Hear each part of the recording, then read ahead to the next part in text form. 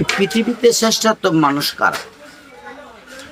এই পৃথিবীতে শ্রেষ্ঠতম মানুষ হলো যারা অসহায়কে সাহায্য করে, নিরহ মানুষকে সাহায্য করে, যার ঘরে বাতি নেই তাকে বাতি দেওয়া, যার ঘরে বাত নেই তার দিকে খেয়াল রাখা, তাকে বাত যোগান করা। আল্লাহ অত্যন্তই খুশি হয় যার ঘর নেই তাকে ঘর তৈরি করে দেওয়া। আমরা কি করি?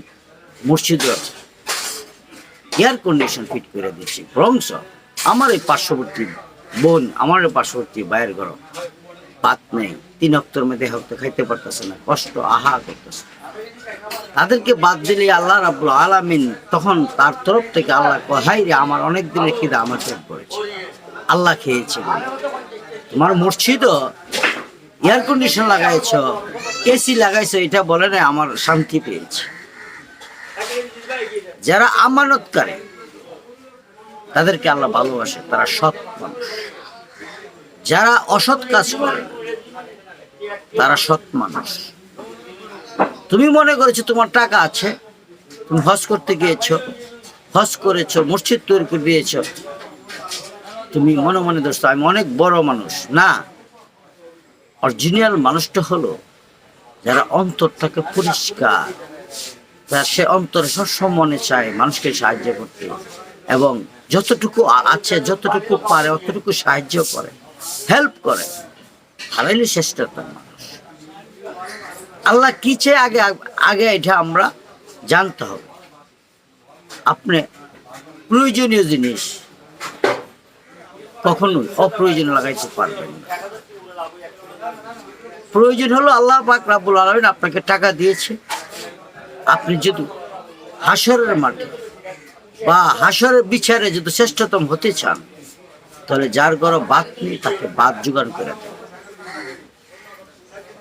যাদের বাড়িঘর জুলুমবাজরা জোর করে দখল করছে তাদেরকে আপনি বাধা দেন। আপনি মানুষকে উপহার করবেন, মানুষের চিন্তা করবেন, আপনি শ্রেষ্ঠতম মানুষ হতে পারবেন। মানুষ হয়ে যদি মানুষেরই আপনি বিপদে আপদে কাজে না লাগেন, আপনি কখনোই শ্রেষ্ঠতম মানুষ হতে পারবেন। আল্লাহ পাক রব্বুল আলামিন অত্যন্তই মহব্বতের সহিত মানুষ সৃষ্টি করেছে। সে মানুষ সৃষ্টি করে আবার বলে দিয়েছে আমি মানুষের মধ্যেই বিরাজমান। ডাক্তার বলেন, হুজুর বলেন, চাকরিজীবী বলেন, যারাই বলেন, মানুষ সেবা হলো সবচেয়ে উৎকৃষ্টতম সেবা। বহুত রকম। আপনি এক গরিব মানুষ, আপনার সাথে আমানত রেখেছে, আপনি আমানতকে হেমানত করবেন। কখনোই আপনার এই আমানতকে হেমানত করলে আল্লাহ পাক রব্বুল আলামিন কখনোই পছন্দ করেন না। আল্লাহ তাদেরকে শ্রেষ্ঠতম মনে করেন যখন আল্লাহ রাব্বুল আলামিন আপনি গরিবদেরকে সাহায্য করবেন, অসহায় মানুষকে সাহায্য করবেন, তখনই আল্লাহ রাব্বুল আলামিন অত্যন্ত খুশি হয়ে যায়। আল্লাহকে খুশি করতে পারলে আপনি বেহেশত পাবেন, বেহেশতের আশা করলে আপনি বেহেশত পাবেন না। আল্লাহ স্পষ্টই হাদিসে দিয়েছে, আমাকে তোমরা খুশি করো, আমি তোমাদেরকে একটি উপহার দেব, সেই উপহারের নাম হলো বেহেশত। মানে আমরা বসে থাকি মনে করি 5 ওয়াক্ত নামাজ পড়েছি, মানুষের ক্ষতি করছে, মানুষের টাকা লুটপাট করেছি, আর নামাজ পড়লে কি আপনি বেহেশত পাবেন? কখনোই না। নামাজ তো একটা ইবাদত, সবচেয়ে বড় ইবাদত যে জিনিস, সেই জিনিসের দিকে আপনার খেয়াল রাখতে হবে।